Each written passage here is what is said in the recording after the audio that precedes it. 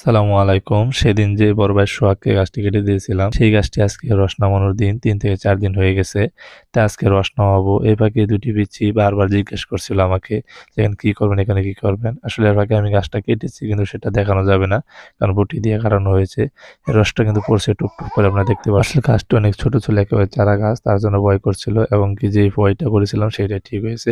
গাছটা ফেটে গিয়েছিল যার জন্য আসলে পজিশন মতো গাছটি কাটতে পারিনি। অন্য একটি জায়গায় দিয়ে আবার গাছটি কাটতে হয়েছিল। রস নামাবো বলে কথা। তো ইনশাআল্লাহ রস নামবে, ইনশাআল্লাহ রস পড়তেছিল।